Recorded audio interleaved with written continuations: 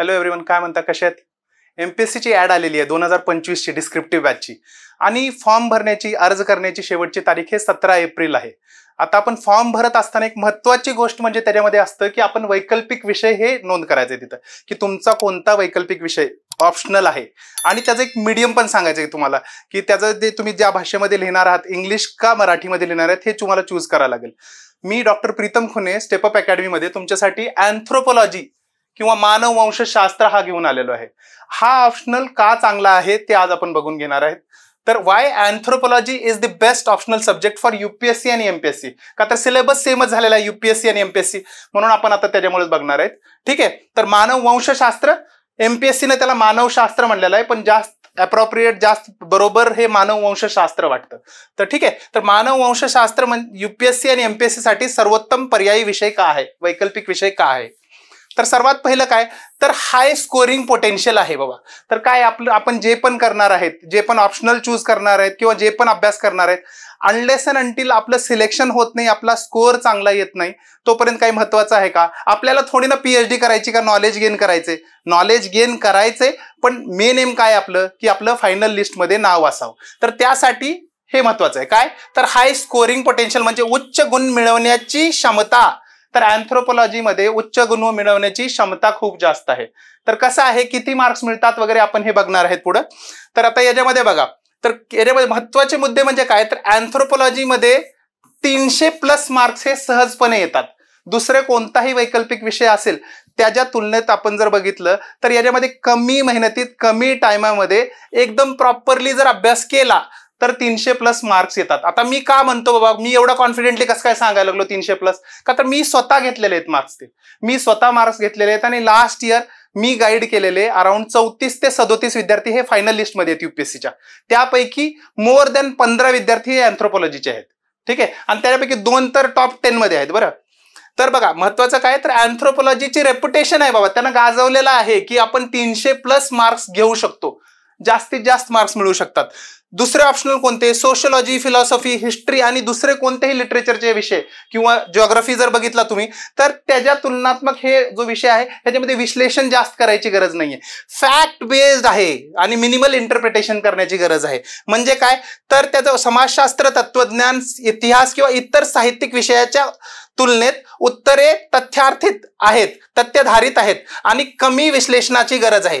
कमी विश्लेषणाची गरज असल्यामुळे काय होतं की तुम्ही उत्तर लिहिलं की एक्झामिनरला ते आवडणारच. मॅथमध्ये आपण जसं म्हणतो 1+1=2, तर 1+1=2 तुम्ही लिहिलं तर तुम्हाला मार्क्स द्यावेच लागणार.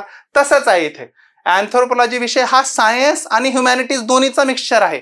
सायन्स का बरं आहे म्हणजे फायद्याचं ठरतं आपल्याला, का तर सायन्स हे फॅक्च्युअल असतं. जरासं फॅक्च्युअल म्हणजे काय, तुम्ही तिथे सब्जेक्टिव्हिटी, तुमचा वैयक्तिकपणा जातो. म्हणजे तुम्ही काय लिहिलं तर तुम्हाला मार्क्स 100% मिळणार म्हणजे मिळणार. म्हणून तुम्ही अँथ्रोपोलॉजीमध्ये 10 मार्कर जर लिहिला, 10 मार्करचा जर प्रश्न लिहिला तर त्याच्यापैकी तुम्हाला मॅक्झिमम 7.5 मार्क मिळू शकतात, 7.5-8 मार्कापर्यंत पण मिळू शकतात. ठीक आहे. तर आपण बघणार आहेत पुढे की कोणत्या टॉपर्सनी किती मार्क्स घेतले.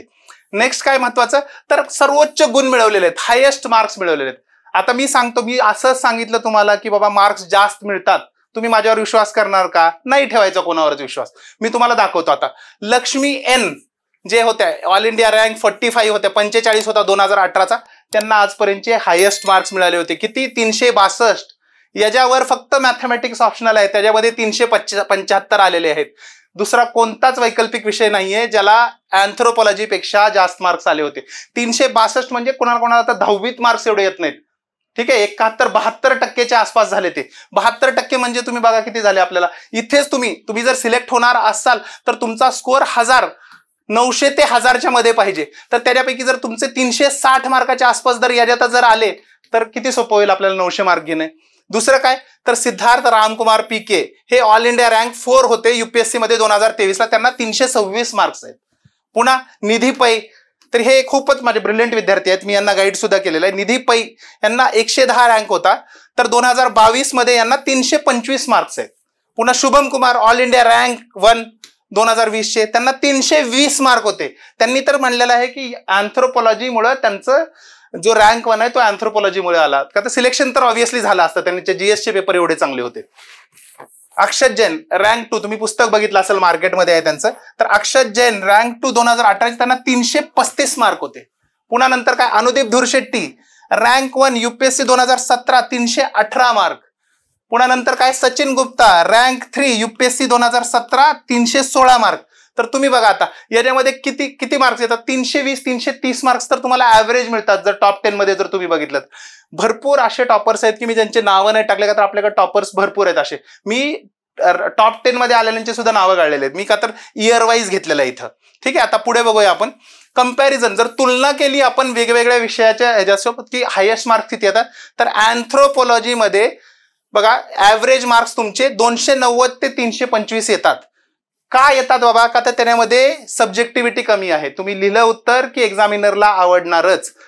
तसंच बघा आता इथे मी सांगितलं तुम्हाला 362 मार्क्स आले होते. कधी 2018ला. दुसरा विषय कोणता आहे वैकल्पिक विषय जो फेमस आहे जरा, सोशियोलॉजी. तर सोशियोलॉजी मध्ये त्याच वर्षी किती मार्क्स आले होते, 329 मार्क्स आले होते. म्हणजे तुम्ही बघा 33 मार्काचा डिफरन्स आहे. 33 मार्काचा डिफरन्स कशामध्ये, जो टॉपर आहे त्याच्यामध्ये 33 मार्कात. म्हणजे ऍव्हरेज मार्कामध्ये कमीत कमी नाही म्हणलं तर 15 मार्काचा डिफरन्स तर असणारच ना. 15 मार्करचा डिफरन्स म्हणजे काय, एक तर तुम्ही लिस्टच्या बाहेर आहेत म्हणजे पुन्हा डबल तयारी करा, किंवा डायरेक्टली लिस्टमध्ये आहात, तुमचं सिलेक्शन होणार आहे. आणि UPSC मध्ये तर हे असं का असतं का तर तिथे तर 1000 जागा असतात. इथे तर आपल्याला किती 200 किंवा 300 जागा आहेत. सध्या तर 127 जागांची ऍड आलेली आहे. 200-300 जरी जागा म्हणल्या तर 10-15 मार्क हे तुमच्यासाठी खूपच महत्वाचे ठरणार आहेत. म्हणून अँथ्रोपॉलॉजी विषय हा महत्वाचा, का तर तुम्हाला एज देतो. सोशियोलॉजीमध्ये ऍव्हरेज स्कोअर किती आहे, अँथ्रोमध्ये 290 ते 325, इथे 270 ते 300 आहे. मी अनालिसिस केलेला आहे जे सिलेक्ट झालेले मुलं आहेत त्यांचा. आणि याच्यामध्ये काय मॉडरेट सब्जेक्टिव्हिटी आहे. त्याच्यामुळे हिस्ट्रीमध्ये किती आहे, तो आणखी स्कोअर कमी होतो. बघा किती 250 ते 280, का तर इथे हाय सब्जेक्टिव्हिटी. आता तुम्ही म्हणाल की हिस्ट्रीमध्ये सब्जेक्टिव्हिटी का तर ते डायनामिक नेचर आहे, आता बदलत आहे, थोडंसं त्याचं विश्लेषण करा म्हणायला लागलेत. दुसरा विषय कोणता, जिओग्राफी भूगोल. तर भूगोलमध्ये काय 260 ते 280 हा ऍव्हरेज स्कोर राहतो टॉपर्सचा जे सिलेक्ट होतात. त्याच्यामध्ये पण मॉडरेट सब्जेक्टिव्हिटी आहे. नेक्स्ट आहे पॉलिटिकल सायन्स आणि इंटरनॅशनल रिलेशन्स. याच्यामध्ये पण 260 ते 290 मॉडरेट ते हाय सब्जेक्टिव्हिटी आहे. याचा जो पेपर 2 आहे, सोशियोलॉजीचा जो पेपर 2 आहे तो खूप डायनामिक आहे. त्याच्यामध्ये उत्तर लिहिणं अवघड जातं का तुमच्या रायटिंग स्किल्स लागतात. तसं अँथ्रोपॉलॉजीमध्ये नाहीये. पेपर 1 असो का पेपर 2 असो, तुम्ही उत्तर लिहिलं तुम्हाला मार्क्स मिळणार. मी स्वतः बघितलेलं आहे की मी जे उत्तर लिहिले मला 75% पर्यंत मार्क्स मिळालेले आहेत. ठीक आहे, नेक्स्ट बघूया आता की बाबा नेक्स्ट कारण काय अँथ्रोपॉलॉजी महत्वाचं असण्याचं, की वेल डिफाईन्ड आणि कन्साइज सिलेबस आहे. म्हणजे सुस्पष्ट आणि संक्षिप्त असा अभ्यासक्रम आहे, म्हणजे परिभाषित अभ्यासक्रम आहे. तर का परिभाषित अभ्यासक्रम महत्वाचा आपल्यासाठी, का तर 170 टॉपिक्स आहेत अँथ्रोमध्ये. 170 टॉपिक्स आहेत. मी प्रत्येक दिवसाला अंदाजे 1-2 टॉपिक्स आपण संपवतो. म्हणजे आपल्याला किती 90 लेक्चर्स लागणार आहेत. प्लस 10 धरू आपण, म्हणजे 100 लेक्चर्स मध्ये आपण अँथ्रोपॉलॉजी संपवणार आहेत. वेल डिफाईन्ड सिलेबस असल्यामुळं आणि कन्साइज सिलेबस असल्यामुळे काय होतं की रिपिटेशन जे क्वेश्चन्स येतात PYQs मध्ये जर तुम्ही बघितलं तर रिपिटेशन होण्याचे जास्त चान्सेस. आणि एकदम वेल डिफाईन्ड सिलेबस आहे, म्हणजे बाहेरचं काही विचारत नाहीयेत. सोशियोलॉजी फिलॉसॉफी हे आईसबर्ग, टिप ऑफ आईसबर्ग तुम्हाला फिनॉमिना माहिती असेल तर तसं आहे ते. मग ते कसं होतं, हिमशिखर म्हणतात ना, त्याचं जो टिप आहे तोच आहे. वरून दिसताना छोटे दिसतं पण मध्ये खूप मोठं असतं. तर तसं आहे ते, पाण्याच्या खाली मोठं असतं. तर आता हे वेल डिफाईन्ड आहे, त्यामुळे तुम्हाला काय होणार आहे, हे लवकरात लवकर पण तुम्ही कव्हर करू शका. आता अँथ्रोपॉलॉजीमध्ये मी जसं सांगितलं 170 टॉपिक्स आहेत, पेपर 1 पेपर 2 मिळून. तर त्यामुळे काय होतं, आपण लवकरात लवकर पण सिलेबस कव्हर करतो आणि रिपिटेशन ऑफ दी क्वेश्चन्स हे होऊ शकतं, म्हणजे होत नाहीये त्याच्यामध्ये. ठीक आहे, no vast memorization like history, ancient, medieval आणि मॉडर्न. याच्यामध्ये तसं काही नाही. हिस्ट्री किंवा जिओग्राफी जसा वास्ट सिलेबस आहे, तुम्हाला सगळं अभ्यास करावं लागतं, भरपूर जास्त वाचावं लागतं, तसं नाही आहे. अँथ्रोमध्ये ते कमी आहे. पुढं काय, तर नो कॉम्प्लेक्स थेअरीज.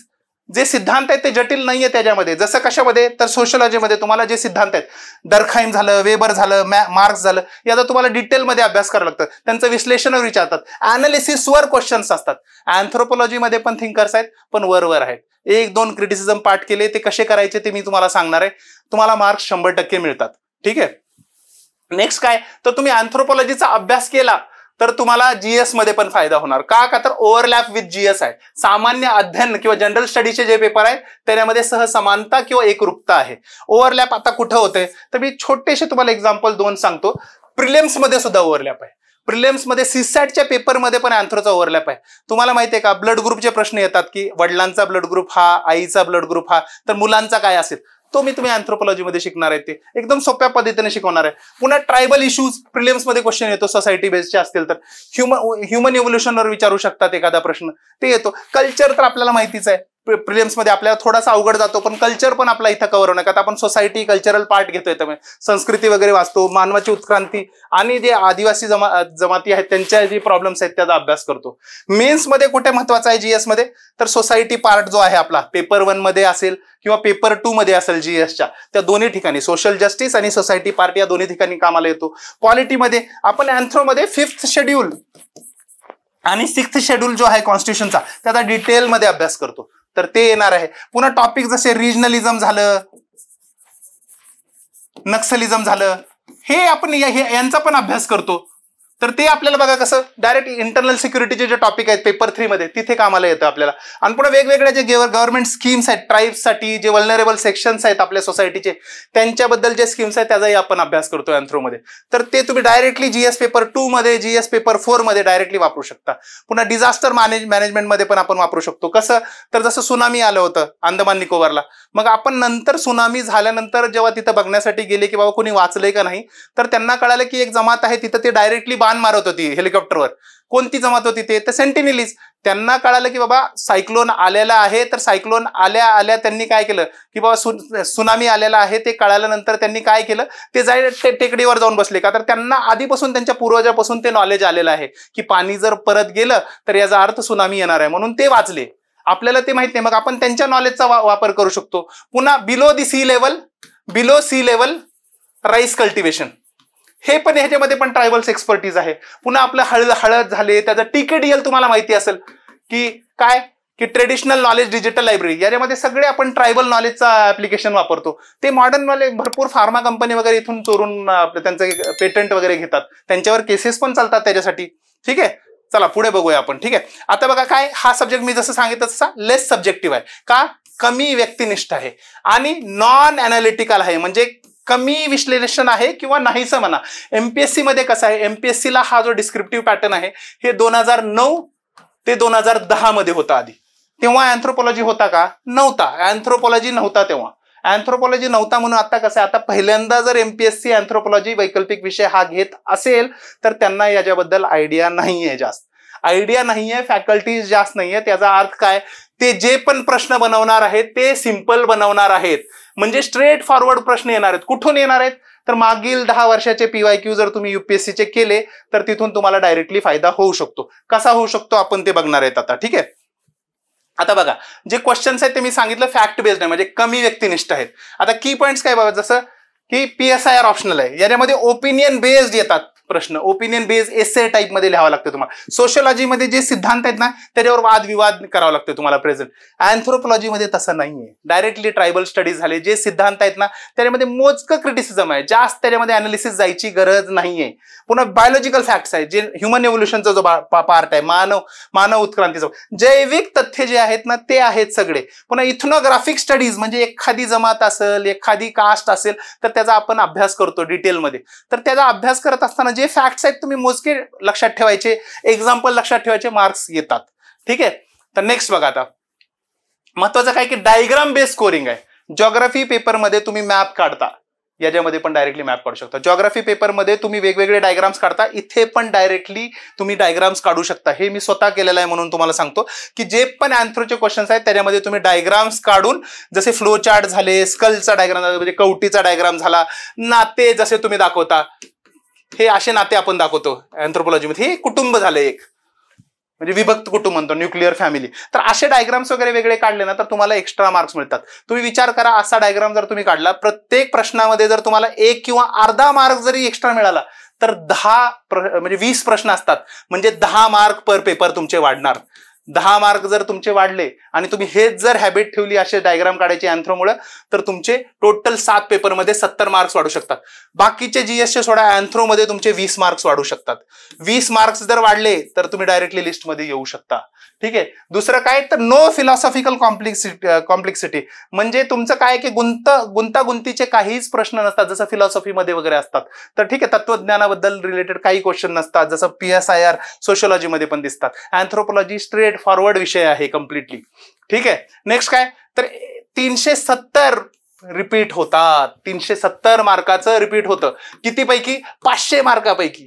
आता तुम्हाला हे खोटं वाटेल, पण मी सांगतो तुम्हाला, 500 मार्काचा जर तुम्ही मागचे 10 वर्षाचे जर PYQ काढून जर बघितले तर तुम्हाला रिअलाइज होईल, तुम्हाला लक्षात येईल की 370 ते 380 मार्काचा, कधी कधी तर याच्यापेक्षा पण जास्त, हा पेपर डायरेक्टली रिपीट झालेला आहे. म्हणजे तुम्हाला जे प्रश्न आलेत ते रिपीट होतात. कसे रिपीट होतात? तर क्वेश्चन्स रिपिटेशन, प्रश्नांची पुनरावृत्ती होते. आता जसं मी तुम्हाला एक्झाम्पल सांगतो, मानव उत्क्रांती आणि अँथ्रोपोलॉजीचे, मानववंशशास्त्राचे जे सिद्धांत आहेत, हे दरवर्षी कमीत कमी 30 मार्काला येतं. म्हणजे 500 पैकी तुम्ही विचार करा, 30 मार्काला डायरेक्टली प्रश्न येतो. आणि हा रिपीट होत राहतो. 10 वर्ष झाले, एकही वर्ष असं झालेलं नाही की हा प्रश्न येत नाही. ठीक आहे. नेक्स्ट काय? तर मॅरेज म्हणजे विवाह, किनशिप म्हणजे नातेसंबंध, फॅमिली म्हणजे कुटुंब, आणि वेगवेगळ्या जमाती, जे भारतीय जमाती आहेत, हे प्रश्न येतात. म्हणजे हे 20 ते 30 मार्काचं तर कमीत कमी मॅरेजवर येतं दरवर्षी. मॅरेज किंवा फॅमिली ह्या दोन्हीपैकी एक येणार, 20 किंवा 30 मार्क. किनशिपवर एक 10 ते 15 मार्काचं 100% येतं. पुन्हा नंतर इंडियन ट्राईबवर एक 20 ते 30 मार्काचे. म्हणजे तुम्ही डायरेक्टली म्हणजे प्रश्न काय येणार हे गेस करू शकता. तुम्ही जेव्हा मेन्स देणार ना, तेव्हा मी तुम्हाला एक अंदाजे 100 प्रश्नाचा संच देईन. 100 पैकी मी गॅरंटी देतो की कमीत कमी 30 प्रश्न डायरेक्टली येतील. किती पैकी? तर 56 प्रश्न असतात. का तर आपण वैकल्पिक प्रश्न जरी बघितले तर त्यापैकी 28 प्रश्न एका पेपरमध्ये असतात. दुसऱ्या पेपरचे 28 प्रश्न म्हणजे 56 प्रश्न झाले. तर 56 पैकी मी 30 प्रश्न तुम्हाला डायरेक्टली सांगू शकतो की कोणते येतील. मी 100 देणार आहे. मी जास्त दिले तर आणखी जास्त येऊ शकतात. ठीक आहे. आता नेक्स्ट बघा, आपण स्ट्रॅटेजी काय करणार आहे. तर आपली बॅच जी आहे ना, हे आता हे 5 महिन्याची बॅच आहे. 5 महिन्याची बॅच आहे. 5 महिन्यामध्ये आपण काय करणार आहेत. तर 5 महिन्यामध्ये आपला सिलेबस हा 4 महिन्यामध्ये संपणार आहे. उरलेल्या 1 महिन्यामध्ये आपण 20 दिवसामध्ये एक रिव्हिजन करणार आहे, रिव्हिजन 1, आणि उरलेल्या 10 दिवसामध्ये रिव्हिजन 2 करणार आहे. म्हणजे जोपर्यंत बाकीच्या वैकल्पिक विषयाचा सिलेबस संपणार आहे तोपर्यंत आपल्या 3 रिव्हिजन होणार आहेत. त्याच्यासोबत आपण वीकली आन्सर रायटिंग प्रॅक्टिस सुद्धा घेत आहेत. की तुम्हाला आन्सर रायटिंग जमत नसेल, काहीच जमत नसेल, तुम्ही मुंग्या चिटकवत असाल कॉपीमध्ये, सध्या तुम्हाला काहीच कळत असेल तरी तुम्ही माझ्याकडे या. मी तुमची आन्सर रायटिंग स्किल 0 पासून 100 नेऊ शकतो, एकदम चांगली नेऊ शकेन. ठीक आहे. आता प्रिपरेशन स्ट्रॅटेजी काय? तर आपला फोकस इथे आहे. प्रिव्हियस 10 इयर्सचे जे प्रश्न आहेत ना, ते केले की 70% सिलेबस कव्हर होणार. हे माहिती आहे तर सोडायचे का आपण? तर आपण क्लासमध्ये प्रिव्हियस 10 इयर्स सगळे प्रश्न करणार आहेत. मी तुम्हाला टेस्ट सिरीजमध्ये थोडे देणार आहे. पुन्हा नंतर आपण एक्स्ट्रा प्रश्न जरा डायनेमिक जर येत असतील काय तर ते विचारणार आहे मी तुम्हाला. तुम्ही स्वतःहून माझ्याकडे प्रश्न घेऊन येऊ शकता. तर गेल्या 10 वर्षातला जेवढा प्रश्नपत्रिकांचा संच आहे त्याचा पूर्णपणे आपण अभ्यास करणार आणि प्रत्येक आन्सर कसं लिहायचं हे बघणार आहेत. ठीक आहे. नेक्स्ट बघा, तर ह्युमॅनिटीज आणि सायन्स बॅकग्राऊंड, दोन्ही बॅकग्राऊंडचे विद्यार्थी हा विषय घेऊ शकतात. म्हणजे मानवी शाखा आणि विज्ञानचे विद्यार्थी दोघेही ऑप्शनल निवडू शकतात. तर कसं आहे, ह्याच्याबद्दल एक आपल्याला एक गैरसमज आहे, मिथ आहे की बाबा विज्ञान शाखेच्या विद्यार्थ्यांनाच ऑप्शनल हा चांगला जातो, ह्युमॅनिटीच्या किंवा मानवी शाखेच्या विद्यार्थ्यांना जात नाहीये. तर मी तुम्हाला सिलेबस पण दाखवेन एका नेक्स्ट व्हिडिओमध्ये की त्याच्यामध्ये कसं की याच्यामध्ये ह्युमॅनिटीजच्या विद्यार्थ्यांना काही घाबरण्याची गोष्ट नाही आहे याच्यामध्ये. का तर बघा ह्याच्यामध्ये काय सहजतेने उपलब्ध आहे, ऍक्सेसिबिलिटी खूप जास्त आहे.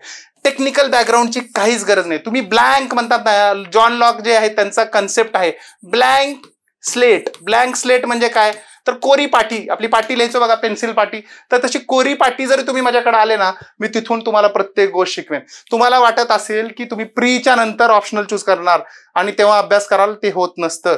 तुम्हाला मी आता काय सांगतो की तुम्ही अँथ्रोची बॅच जॉईन करा. रेकॉर्डेड लेक्चर्स आपल्याकडे आहेत. तुम्ही नेक्स्ट 2-3 दिवसामध्ये बघा ना, 15 तासाचे लेक्चर्स आपल्याकडे अवेलेबल आहेत युट्यूबवर आणि ऍपवर, स्टेपअप अकॅडमीच्या. ते लेक्चर्स बघा आणि डिसाईड करा की अँथ्रो घ्यायचा.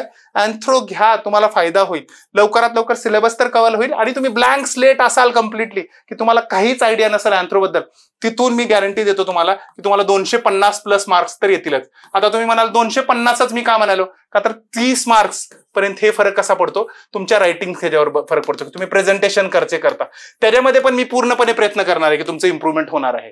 ठीक आहे. म्हणून मी 250ची तर तुम्हाला हमी देऊ शकतो. फक्त कंडिशन एक आहे की तुम्ही पेपर कमीत कमी 480 मार्काचा अटेम्प्ट केला पाहिजे. अर्धे मार्क 100% मिळतात. नेक्स्ट काय, आता आपण कंपॅरिझन करूया की अँथ्रोपोलॉजी, मानववंशशास्त्र आणि इतर पर्यायी विषय किंवा इतर वैकल्पिक विषय जे आहेत त्यांच्यामध्ये तुलना करूया की बाबा काय कसा फरक आहे. सर्वात महत्वाचं काय आपल्याला मी सांगितलेलं, साम दाम दंड भेद लावा. काय करायचंय, 300+ मार्क्स यायला पाहिजे. 300+ मार्क्स जर येणार असतील तर स्कोरिंग बघा तुम्ही. स्कोरिंग कशामध्ये जास्त आहे, अँथ्रोपोलॉजीमध्ये हाय आहे का तर 300+ स्कोर येतो. का तर आपण बघितलं 362 येऊ शकतं तर आपण 300 का घेऊ शकत नाही. सोशियोलॉजीमध्ये मॉडरेट आहे, हिस्ट्री मध्ये लो टू मॉडरेट आहे, जिओग्राफी मध्ये मॉडरेट आहे, PSIR मध्ये मॉडरेट आहे. का तर इथं पेपर 2 आहे, इथे इव्हन पेपर 2 अवघड आहे यांचा. ठीक आहे. नेक्स्ट काय सिलेबस. आता जे तुम्ही करणार आहात, तुम्ही अभ्यास जर सपोज 10 तास जर दिवसाचा करत असाल आणि त्याच्यातला ऑप्शनल जर तुमचा 7 तास जर घेतले, मी पहिलं मेडिकल सायन्स घेतला होता तेव्हा मला 7-8 तास तर मेडिकल सायन्सलाच लागायचे. मग अँथ्रो घेतला. अँथ्रोला तुम्ही 3 तास जरी डेली दिले किंवा 4 तास मॅक्झिमम जरी दिले तर तुमचा अभ्यास चांगल्यापैकी होऊ शकतो. का तर अभ्यासक्रम जो आहे तो छोटा आहे, कॉम्पॅक्ट आहे, कन्साइज आहे, संक्षिप्त आहे. सोशियोलॉजीमध्ये जास्त आहे. अँथ्रोपॉलॉजी कंपॅरिझन मध्ये जर म्हणलं पॉइंट वाईज जर म्हणलं तर तुम्हाला तिथे डायरेक्टली दुप्पटच्या आसपास सिलेबस आहे. हिस्ट्री आणि जिओग्राफीचा तर विषय सोडा, खूप मोठा आहे.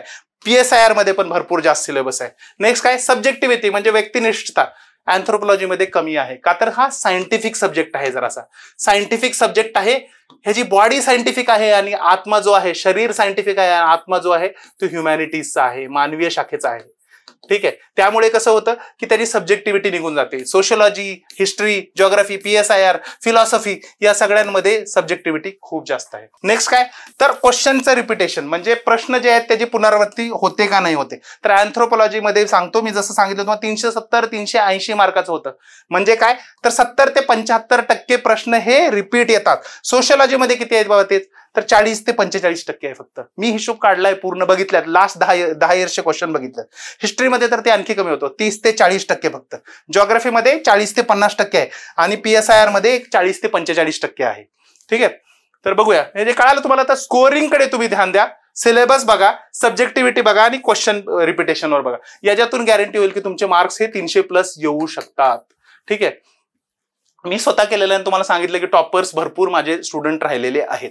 नेक्स्ट काय बघा आता, वाय अँथ्रोपॉलॉजी. शॉर्ट मध्ये जर तुम्हाला सांगायचं झालं मानववंशशास्त्र का निवडावा, तर याचं स्कोरिंग पोटेन्शियल जास्त आहे, उच्च गुण आहेत, 300+ घेऊ शकता. सब्जेक्टिव्हिटी कमी आहे, व्यक्तिनिष्ठपणा कमी आहे आणि अधिक तथ्य आधारित आहे, म्हणजे फॅक्ट्सवर आधारित आहे. दोन्ही विषयाचे घेऊ शकतात विद्यार्थी, सायन्सचा, विज्ञानचा असो किंवा मानवीय शाखेचा असो, दोन्ही घेऊ शकतात. काही बॅकग्राऊंडची गरज नाहीये. आणि नेक्स्ट म्हणजे काय तर छोटासा आणि सुस्पष्ट आणि परिभाषित सिलेबस आहे, त्यामुळे क्वेश्चन रिपीट होणार. मॅसिव्ह ओव्हरलॅप आहे जीएस मध्ये. तुम्ही एसए मध्ये चांगले मार्क्स घेऊ शकता. तुम्हाला माहितीये का, एक म्हणतात की जर तुमचं सिलेक्शन होणार असेल तर EEO मुळे होणार आहे. इथिक्स म्हणजे नैतिकशास्त्र, एसए म्हणजे निबंध आणि ओ म्हणजे वैकल्पिक शास्त्र म्हणजे ऑप्शनल वैकल्पिक विषय. तर इथं अँथ्रो खूप मेजर रोल प्ले करणार आहे. तर ठीक आहे, massive role overlap with GS मी तुम्हाला सांगितलेलं आहे कसं. का तर यामुळे काय टाइम पण तुमचा वाचणार आहे आणि आन्सर रायटिंगची क्वालिटी सुधारणार आणि हेवी रिपिटेशन ऑफ क्वेश्चन्स आहे. का तर मोठ्या प्रमाणात प्रश्नांची पुनरावृत्ती होते, 350+ येतात. ठीक आहे. तर म्हणून मी म्हणत आहे तुम्हाला की अँथ्रोपॉलॉजी हा जो विषय आहे हा खूप चांगला विषय आहे, तुम्ही घेऊ शकता. काही डाऊट असेल बघा, 15 तासाचे आपले लेक्चर जे आहेत ते आपले युट्यूबवर आणि ऍपवर आहेत. त्याच्या व्यतिरिक्त जर तुम्हाला काही जरी असेल, 15 आवर्सचे आहेत, काही जरी पुन्हा डाऊट असेल तुम्हाला, तुम्ही डायरेक्टली मला येऊन भेटू शकता, ऍडमिनिस्ट्रेशनला येऊन भेटू शकता आणि ऍक्सेस लेक्चर्सचं मागू शकता. ठीक आहे. भेटूयात क्लासमध्ये. चला, थँक्यू सो मच.